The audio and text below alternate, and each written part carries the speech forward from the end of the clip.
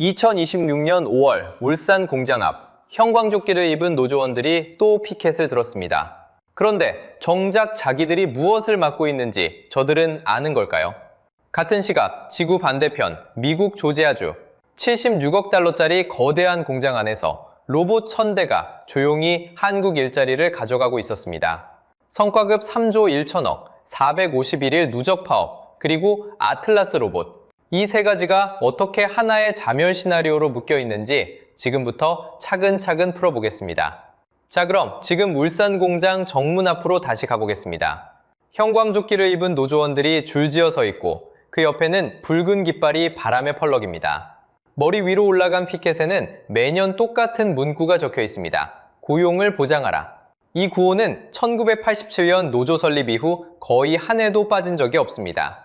누적 파업 일수만 451일, 어림잡아 1년 3개월을 길에서 보는 셈입니다. 한 세대 가까운 세월 동안 매년 여름이면 같은 자리에서 같은 구호가 반복되어 왔습니다. 그런데 여기서 잠깐 멈춰서 생각해 봅시다. 저 선언이 정말 회사를 막은 걸까요? 정말 일자리를 지킨 게 맞을까요? 자, 여기서 핵심입니다. 같은 시각 지구 반대편에서는 전혀 다른 풍경이 펼쳐지고 있었습니다. 미국 조지아주 브라이언 카운티, 이름도 낯선 시골 들판 위에 76억 달러짜리 거대한 공장이 서 있습니다. 우리 돈으로 약 12조 원입니다. 광역시 1년 예산 두세 개를 통째로 들이부은 규모입니다. 이름은 메타플랜트 아메리카, 줄여서 HMGMA라고 부릅니다. 그 안에는 한국 직원이 단 한 명도 출근하지 않습니다. 대신 미국인 직원 1,700명이 일하고 그 옆에서 로봇 1000대가 24시간 함께 움직이고 있습니다. 쉽게 말하면요, 직원 한 명이 출근할 때마다 그 옆자리에 로봇 한 대가 따라붙는 비율입니다. 사람과 기계가 거의 1대1로 짝을 이루는 공장은 자동차 산업 역사에서도 흔치 않은 풍경입니다. 상식적으로 생각하면 이건 단순한 미국 공장이 아닙니다. 한국에서 만들어졌어야 할 차가, 한국 일자리가 만들었어야 할 매출이 조지아 들판 위에서 조용히 빠져나가고 있는 겁니다. 숫자로 보면요, 2027년부터 국내 생산 물량 약 20만 대가 이 미국 공장으로 추가 이관될 예정입니다. 투싼 하이브리드, 팰리세이드, 이름만 들어도 익숙한 그 차들입니다. 한국 단협이 정해놓은 국내 최소 생산 기준이 연 174만 대인데 이관이 진행되면 그 선이 흔들리기 시작합니다. 게다가 메타플랜트의 최종 직접 고용 목표는 8,500명, 협력사까지 합치면 15,500개 이상의 일자리가 조지아 들판 위에서 새로 만들어집니다. 그 일자리 하나하나는 원래 울산에서 태어났어야 할 일자리였습니다. 자, 그러면 한 가지 그림이 그려지지 않습니까? 노조는 울산 공장 앞에 거대한 방패를 들고 서 있습니다. 그런데 그 방패가 향한 방향이 이상합니다. 회사가 아니라 노조 자신의 뒷마당 쪽으로 돌아가 있는 겁니다. 막아 세웠다고 믿었던 그 방패가 결국 공장을 미국으로 떠밀고 그 자리를 로봇에게 내주는 자승자박의 도구가 된 셈입니다. 자업자득이라는 말이 이렇게 정확하게 들어맞는 사례를 저는 본 적이 없습니다. 그리고 이 자멸의 방정식은 이미 4개의 단서로 또렷하게 드러나 있습니다. 3조 1천억 원짜리 성과급 요구, 451일에 이르는 누적 파업, 전기차로 가면서 37% 사라지는 부품수, 마지막으로 휴머노이드 로봇 아틀라스의 등장입니다. 이 4가지가 따로 노는 우연이 아니라 하나의 자살 시나리오로 정교하게 엮여 있다는 사실, 이것이 오늘 영상의 핵심입니다. 그렇다면 이 구조가 하루아침에 만들어진 걸까요? 당연히 아닙니다. 첫 번째 단서부터 차근차근 따라가 봅시다. 자, 여기서 핵심입니다. 노조가 자기 손으로 만든 자멸 방정식, 그 첫 번째 단서부터 따라가 보겠습니다. 첫 번째 단서, 성과급 3조 1천억의 진짜 의미입니다. 2026년 4월 17일 확정된 임단협 요구안을 보면요, 기본급은 14만 9,600원 인상, 상여금은 기존 750%에서 800%로, 그리고 전년도 순이익의 30%를 성과급으로 달라는 내용이 핵심입니다. 2025년 현대차 순이익이 10조 3,648억 원이었으니까 30%면 약 3조 1,094억 원이 됩니다. 국내 직원 약 7만 명으로 나누면 1인당 4천만 원대 성과급이 떨어진다는 계산이죠. 그런데 여러분, 여기서 진짜 놀라운 숫자가 따로 있습니다. 현대차 직원 평균 연봉이 이미 1억 2,400만 원입니다. 2024년 사업보고서 기준이고요. 대한민국 직장인 상위권에 속하는 금액입니다. 쉽게 말하면 웬만한 중소기업 직원 1년치 연봉 전체를 성과급 하나로 받겠다는 요구인 겁니다. 같은 그룹 안에서도 기아는 1억 3,600만 원, 모비스는 1억 3,500만 원입니다. 이게 무슨 의미인지 잠시 생각해 보세요. 이미 한국에서 가장 높은 임금을 받는 사람들이 한 해 순이익의 30%를 더 떼어달라고 요구하고 있는 겁니다. 두 번째 단서로 넘어갑니다. 451일 파업의 누적 손실입니다. 1987년 정주영 회장이 내 눈에 흙이 들어가기 전엔 노조 허락할 수 없다고 했던 그 노조가 설립된 이후 40년이 흘렀습니다. 그 40년 동안 누적 파업 일수가 무려 451일, 누적 생산 차질이 약 190만 대, 경총 추산 누적 손실액은 약 20조 원입니다. 숫자로 보면요, 평균 잡아 매년 16일에서 17일씩 공장이 멈춰선 셈입니다. 치킨집으로 비유하면 매년 여름마다 한 달씩 가게 문을 걸어 잠그고도 월세는 그대로 내는 상황이 40년 반복된 겁니다. 손님은 옆가게로 가고 임대료는 빠져나가고 그래도 다음에 또 문을 잠그는 거죠. 그 사이 노조원 수는 어떻게 됐을까요? 2022년 4만 2천 명에서 2024년 3만 9천 명으로 4만 명 선이 무너졌습니다. 본인들이 멈춰 세운 그 라인이 본인들의 자리를 갉아먹은 결과예요. 게다가 2026년부터 2030년 사이 정년퇴직 예정자가 1만 3,752명, 전체 직원의 18%가 한꺼번에 빠져나갑니다. 그런데 매년 신규 채용은 수백 명 수준에 그치고 있죠. 한쪽에서는 자리를 비우고 한쪽에서는 채우지 않고 그 사이 라인은 멈춥니다. 경제학에서는 이걸 규모의 비경제라고 부릅니다. 덩치는 커지는데 효율은 오히려 떨어지는 구조, 딱 이 모양입니다. 세 번째 단서, 부품 37% 감소가 만든 일자리 충격입니다. 내연기관차에는 부품이 약 3만 개가 들어갑니다. 그런데 전기차는요, 약 1만 8,900개로 줄어듭니다. 일본 자동차 부품협회 발표 기준 약 37% 감소입니다. 쉽게 말하면 내연기관차가 1000피스짜리 퍼즐이라면 전기차는 630피스짜리 퍼즐이 되는 겁니다. 그 중에서도 엔진 부품 약 6,900개가 통째로 사라집니다. 전기차 공장은 같은 차를 만들어도 인력이 절반 수준이면 충분하다는 얘기죠. 이게 현장에서는 어떻게 나타나고 있을까요? 2025년 들어 울산 1공장은 매달 수일씩 가동이 멈췄고 회사는 시간당 생산량을 27.5대에서 17.5대로 줄이는 공문을 내려보냈습니다. 그리고 그 공문이 노조와 정면 충돌했습니다. 라인 속도를 늦추겠다는 건 일감이 줄었다는 자백인데 노조는 그걸 받아들일 수가 없었던 거예요. 그런데 부품사 사정은 더 답답합니다. 전기차 전환에 성공한 부품사는 38%뿐이고 그 중에서도 10곳 중 6곳이 적자라는 보도가 이미 나와 있습니다. 네 번째 단서, 아틀라스 로봇과 1.22 소식지 한 줄입니다. 그런데 이걸 노조가 몰랐을까요? 당연히 알고 있었습니다. 2026년 1월 22일 현대차 노조가 소식지에 이렇게 적었습니다. 노사 합의 없이는 단 한 대도 못 들어옴. 이 한 줄이 오늘 이야기의 가장 결정적인 단서입니다. 보스턴 다이내믹스의 전기식 아틀라스 로봇은 2028년부터 조지아 메타 플랜트에 단계적으로 투입될 예정입니다. 초기 부품 시퀀싱부터 시작해서 2030년에는 부품 조립까지 확대됩니다. 양산가는 약 5,300만 원입니다. 회사 측 발표에 따르면 아틀라스 한 대가 생산직 약 3명 분량의 일을 합니다. 평균 연봉 1억 2,400만 원짜리 직원 3명 자리를 5,300만 원짜리 로봇 한 대가 차지한다는 뜻이죠. 5년만 굴려도 사람 3명 인건비의 18분의 1입니다.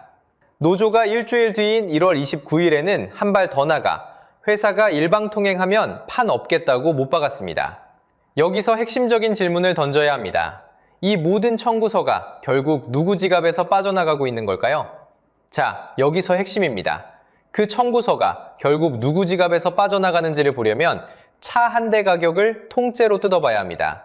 현대차가 작년 한 해 벌어들인 매출이 186조 원, 순이익이 10조 원대입니다. 너무 커서 감이 안 오시죠? 매장에서 마주하는 가격으로 끌어내려 보겠습니다. 여러분이 SUV 한 대를 4천만 원에 계약했다고 해봅시다. 이 4천만 원이 어디로 흘러가는지 한 단계씩 따라가 봅시다. 먼저 부품과 원자재 값으로 약 2,400만 원이 빠집니다. 매출 원가율이 82.5%거든요. 쉽게 말하면요, 동네 치킨집에서 닭값, 기름값, 포장재 값을 먼저 떼는 것과 똑같은 구조입니다. 남은 1,600만 원에서 이번엔 인건비와 복리후생 약 600만 원이 또 빠집니다. 현대차 직원 평균 연봉이 1억 2,400만 원이거든요. 대한민국 상위권 임금이 이 한 단계에서 들어가는 겁니다. 여기에 25% 관세가 또 한 입 베어 물고 갑니다. 차 한 대당 약 280만 원입니다. 그룹이 올해 1분기에만 관세로 부담한 금액이 8,600억 원이거든요. 마지막으로 판매, 마케팅, 관리비 약 470만 원이 또 빠져나갑니다. 결국 4천만 원짜리를 팔아서 남는 건 고작 250만 원입니다. 다시 한번 말씀드릴게요. 4천만 원짜리를 팔아서 남는 건 고작 250만 원입니다. 동네 치킨집 사장님이 한 마리 팔아서 손해주는 그 답답한 구조가 글로벌 1위 자동차 회사에서도 똑같이 벌어지고 있는 거예요. 그러면 여기서 진짜 질문이 나옵니다. 노조가 요구한 성과급 3조 1천억 원, 이 돈은 어디서 끌어올까요? 250만 원에서 주주, 세금 몫을 먼저 떼고 나면 남는 건 결국 미래 투자 예산입니다. 다음 세대 일자리를 만들 그 돈을 지금 세대 성과급으로 당겨 쓰는 구조인 거죠. 쉽게 말하면 자식 학자금으로 모아둔 통장을 깨서 이번 달 성과급으로 나눠 갖자는 얘기입니다. 그런데 더 큰 일이 동시에 벌어지고 있습니다. 1분기 영업이익이 작년 대비 30.8% 빠졌고 25% 관세가 그대로 유지되면 그룹이 1년에 추가로 부담해야 하는 금액이 약 8조 4천억 원입니다. 관세 한 줄로 성과급 3조 1천억이 전부 사라지는 시대인 겁니다. 상식적으로 생각하면 회사 곳간이 비어가는 시점에 직원 한 명당 4천만 원대 성과급을 더 얹어주려면 그 돈이 어디서 나오겠습니까? 신차 개발비, 전기차 라인 증설비, 재교육 예산, 그러니까 10년 뒤 일자리를 만들어줄 그 돈에서 나옵니다. 결국 4천만 원짜리를 팔아서 남는 그 250만 원, 그 중에서도 가장 큰 몫을 가져가겠다는 요구가 미래 일자리의 씨앗 자체를 갉아먹고 있는 거예요. 그런데 한 발짝 뒤로 물러서 전체 그림을 보면 이 자멸 시나리오는 우리만 겪고 있는 일이 아닙니다. 정확히 똑같은 각본을 70년 전에 먼저 밟은 도시가 있습니다. 미국 디트로이트입니다. 1904년 헨리 포드가 첫 공장을 세운 곳이고 1950년대에는 세계 자동차의 수도라고 불렸습니다. 인구는 정점일 때 약 200만 명까지 부풀었습니다. 노동자 임금은 미국에서도 손꼽혔고 노조는 산업노조 운동의 자존심이었습니다. 그런데 1970년대부터 그림이 뒤집힙니다. 강성 노조와 고임금 그리고 자동화 거부, 이 세 가지가 한꺼번에 굳어지자 GM과 포드, 크라이슬러는 슬그머니 짐을 싸기 시작합니다. 어디로 갔을까요? 노조가 없는 미국 남부, 이른바 썬벨트입니다. 같은 미국 안에서도 노조 없는 주를 찾아 공장을 이전한 겁니다. 그 결과 미국 자동차 노조원은 1970년대 약 150만 명에서 30만 명 수준까지 쪼그라들었습니다. 80%가 증가한 겁니다. 여기서 핵심입니다. 디트로이트 시민들이 가장 강하게 지키려 했던 그 일자리가 정확히 그 강함 때문에 도시 밖으로 도망쳤습니다. 그리고 2013년 7월 18일 디트로이트시는 끝내 파산을 신청합니다. 부채만 180억 달러. 미국 지방자치 역사상 최대 규모입니다. 인구는 지금 약 63만 명까지 무너졌고 한때 16%까지 치솟았던 실업률에 빈곤율은 무려 40%를 찍었습니다. 쉽게 말하면 광역시 하나가 70% 사라진 규모입니다. 한 도시가 통째로 비워진 겁니다. 상식적으로 생각하면 이런 결말을 알면서도 같은 길을 갈 사람은 없을 것 같지만 지금 글로벌 자동차 업계는 그 반대편으로 전력 질주하고 있습니다. 숫자로 보면요. 미국 BMW 스파턴버그 공장은 휴머노이드 로봇 피겨 02를 10개월간 1250시간 돌렸습니다.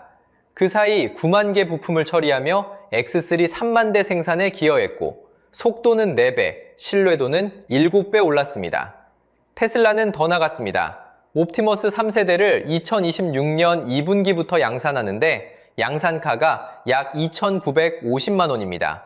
아틀라스 5,300만 원의 절반 수준입니다. 중국 BYD는 이미 용접 공장 자동화율을 80%까지 올렸고 휴머노이드 워커 S를 라인에 투입했습니다. 거기에 2030년 이전에 사람이 단 한 명도 없는 무인 공장, 이른바 다크 팩토리를 가동하겠다고 공언했습니다. 그러는 동안 한국 노조는 단 한 대도 못 들어온다는 소식지 한 장을 붙이고 있습니다. 이 모든 흐름이 한국 산업 통계에 이미 그림자를 들이오고 있습니다. 자동차와 트레일러 제조업의 300인 이상 사업장에서 상용 근로자가 2,978명 줄었습니다. 최근 6년 사이 가장 큰 폭의 감소입니다. 부품사 사정은 더 심각합니다. 전기차 전환에 성공한 곳은 전체의 38%뿐이고 그 중에서도 60%가 적자입니다. 쉽게 말하면 전환에 성공해도 절반 이상이 빚을 지면서 버티고 있다는 뜻입니다. 한국경제 보도에 따르면 이대로면 2030년까지 부품사 500곳이 통째로 사라질 수 있습니다. 그래서 어느 산업 현장에서는 이런 말이 농담처럼 돕니다. 로봇은 파업하지 않습니다. 사실 이 이야기의 결말을 알고 싶다면 굳이 미래를 예측할 필요가 없습니다. 70년 전 디트로이트가 이미 답을 보여줬기 때문입니다. 그러면 우리는 이 자멸 시나리오의 정확히 몇 번째 단계에 와 있는 걸까요? 그리고 어디서 멈출 수 있을까요? 자, 여기서 핵심입니다. 지금까지 우리는 노조의 내격 단서를 따라왔습니다. 3조 1천억 성과급, 451일 파업, 부품 37% 감소, 그리고 아틀라스 한 대도 못 드린다는 1월 22일 소식지. 이제 마지막 질문이 남았습니다. 한국은 디트로이트 시나리오에 정확히 어느 지점에 서 있는 걸까요? 디트로이트가 200만 도시에서 63만으로 무너지기 전 그 도시도 5단계를 차근차근 밟았습니다. 우리는 그 사다리 위 어디쯤 서 있는지 한 칸씩 같이 확인해 보겠습니다. 첫 번째 칸은 강성 노조와 고임금입니다. 한국은 이미 이 칸을 밟고 있습니다. 현대차 평균 연봉 1억 2,400만 원, 누적 파업 451일이 그 증거입니다. 디트로이트가 50년대에 통과한 첫 관문을 한국은 이미 통과했습니다. 두 번째 칸은 자동화 거부입니다. 이것도 한국은 밟고 있습니다. 1월 22일 노조 소식지의 한 줄, 노사 합의 없이는 단 한 대도 못 들어옴. 이 한 문장이 두 번째 칸에 올라섰다는 공식 도장입니다. 세 번째 칸은 공장의 해외 이전입니다. 여기서부터 상황이 달라집니다. 2027년부터 국내 생산 물량 약 20만 대가 미국으로 넘어갑니다. 대상은 투싼 하이브리드와 팰리세이드. 쉽게 말하면 우리는 세 번째 칸에 발끝을 막 올려놓은 상태입니다. 네 번째 칸은 지역 일자리의 붕괴입니다. 이것도 이미 시작됐습니다. 자동차 제조업 300인 이상 사업장 상용 근로자가 2,978명 감소했습니다. 최근 6년 사이 최대 폭입니다. 다섯 번째 칸은 도시 자체의 쇠퇴와 파산입니다. 디트로이트가 2013년 7월에 도달한 그 칸이고 울산이 도달할 수 있는 미래의 좌표입니다. 정리하면 이렇습니다. 우리는 1단계와 2단계를 이미 통과했고 3단계 진입 직전에 4단계가 먼저 시작된 상태입니다. 디트로이트가 1970년대부터 40년에 걸쳐 천천히 무너졌다면 한국은 휴머노이드 로봇 시대를 만나 그 속도가 훨씬 빠를 수 있습니다. 자, 여기서 한 가지 분명하게 짚고 가야 할 말이 있습니다. 당신이 지킨다고 믿었던 것이 당신을 천천히 죽이고 있었던 겁니다. 그렇다면 앞으로는 어떻게 될까요? 2028년 조지아 메타플랜트에서 아틀라스가 단계적으로 투입되기 시작합니다. 2029년이면 연 15만 대 양산체제, 2030년이면 부품 조립까지 로봇이 맞습니다. 같은 시기 테슬라 옵티머스 양산가는 약 2,950만 원으로 떨어지고 중국은 다크 팩토리, 그러니까 불도 안 켜고 24시간 돌아가는 무인 공장 가동을 목표로 합니다. 한국이 지금처럼 한 대도 못 들어옴을 외치는 사이 세계는 다섯 번째 칸을 향해 사다리를 거꾸로 치우고 있는 셈입니다. 그렇다면 우리는 무엇을 해야 할까요? 세 가지 방향이 있습니다. 첫째는 노사 협상의 프레임을 바꾸는 겁니다. 지금까지는 막느냐 받느냐의 싸움이었습니다. 이제는 어떻게 함께 전환하느냐의 협상이 되어야 합니다. AI와 자동화를 도입하는 그 순간 재교육과 전직 지원을 단체 협약 의제로 같이 묶어야 합니다. 자동화는 막을 수 없지만 자동화의 청구서를 누가 어떻게 나눠지느냐는 협상할 수 있습니다. 둘째는 정부의 산업전환 보험입니다. 한경보도에 따르면 2030년까지 전기차 전환을 따라가지 못한 부품사 500곳이 사라질 가능성이 있습니다. 광역시 하나의 산업 생태계가 사라질 위험입니다. 부품사 재투자와 노동자 재취업을 함께 묶는 산업전환 펀드가 필요합니다. 2026년 3월 10일 시행된 노란봉투법으로 원청과 하청의 교섭 구조가 바뀐 만큼 그 흐름과 연동해 전환보험을 의무화하는 방향을 고민해야 합니다. 셋째는 여러분 자신을 위한 진단입니다. 오늘 본 디트로이트 5단계는 자동차 산업만의 이야기가 아닙니다. 여러분이 일하는 그 산업도 똑같이 이 사다리 위 어딘가에 있습니다. 강성 노조와 고임금, 자동화 거부, 해외 이전, 일자리 감소, 그리고 도시 쇠퇴. 내 직업의 단서 4개는 무엇인지 자문해보세요. 한 가지 분명한 건 로봇은 파업하지 않는다는 사실입니다. 다음 영상에서는 노란봉투법 시행 2달 만에 1091개 하청노조가 교섭을 요청한 그 결과 삼성과 LG에는 어떤 파장이 닥쳤는지 파헤쳐 보겠습니다. 마지막으로 여러분께 하나 묻고 싶습니다. 여러분이 일하는 그 산업은 지금 디트로이트 시나리오의 몇 단계에 와 있다고 생각하시는지 댓글로 알려주세요. 오늘 영상이 유익하셨다면 구독과 좋아요 부탁드리겠습니다. 오늘도 시청해주셔서 감사합니다.